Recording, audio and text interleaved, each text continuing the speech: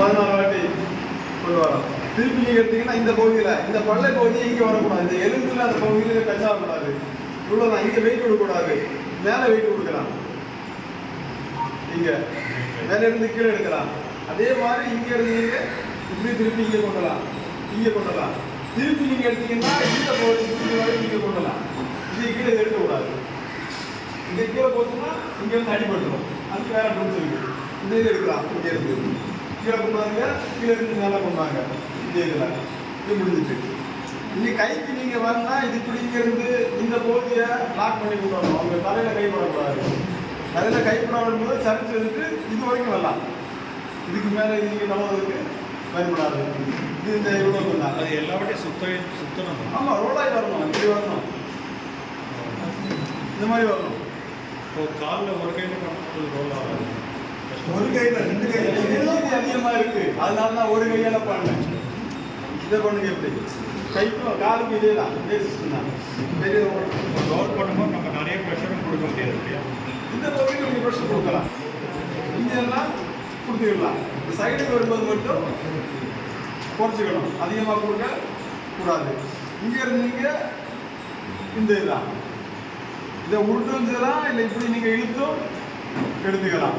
இது பண்ணும்போது தலையை திருப்பி வச்சுக்கணும். கையை நீங்க தலை வைங்க, அது இப்படி இருக்கும்போது தலையில் படாது.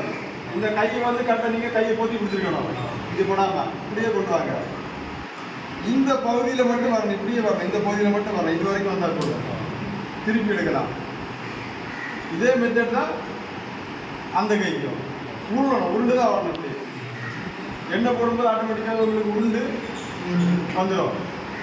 இந்த பகுதிக்கு, இந்த இருக்கக்கூடிய பகுதிக்கு நீங்கள் கையை எப்படி வச்சுட்டு மடக்கலாம். அந்த அழுத்தமே உங்களுக்கு போதும். காலுக்கும் இந்த இடத்துக்கு நீங்கள் இதை வச்சு தடவிடலாம்.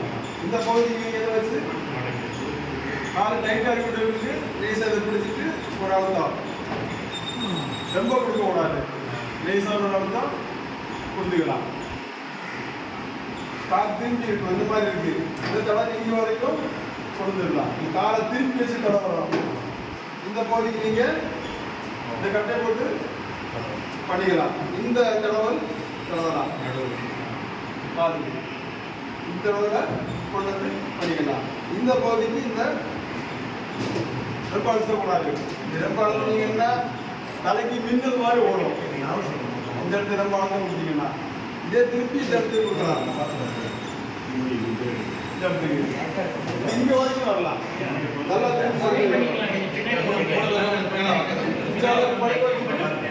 கொண்டு வரலாம். இங்க இருந்து இப்படியே தடவி இந்த எண்டு வரைக்கும் வரலாம். இந்த இடத்துல அழுத்தம் கொடுக்கணும். இந்த இடத்துக்கு நல்லா அழுத்தம் கொடுக்கணும். அப்படியே கொண்டு போயிடலாம்.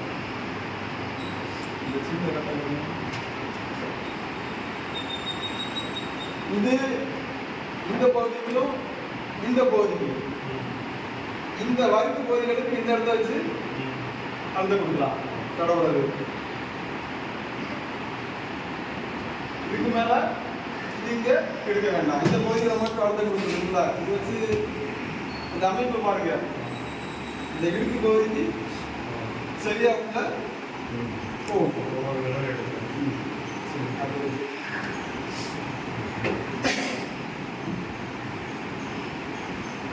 இந்த குச்சி இந்த பகுதிக்கு கொடுக்கலாம். இந்த திருப்பி இந்த பக்கம் கொடுக்கலாம். இந்த பகுதிக்கு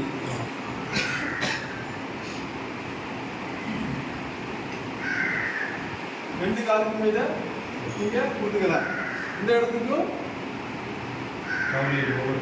கொடுக்கலாம். இங்க இருந்தே கொண்டுடலாம்.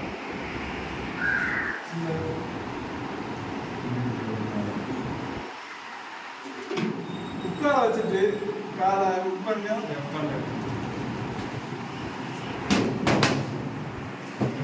கால் மடக்கிங்க.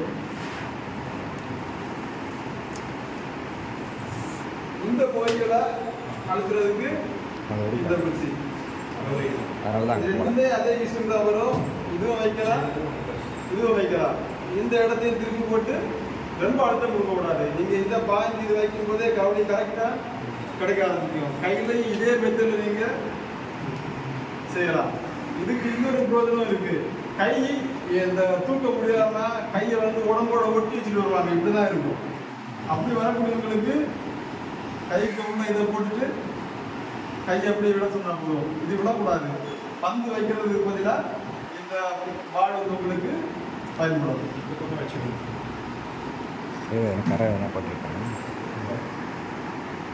கை ஃப்ரீ ஆகும். இந்த இடம் வந்து விட்டுரும், இந்த இடம் வந்து ஃப்ரீ ஆகும். இந்த குச்சி வச்சு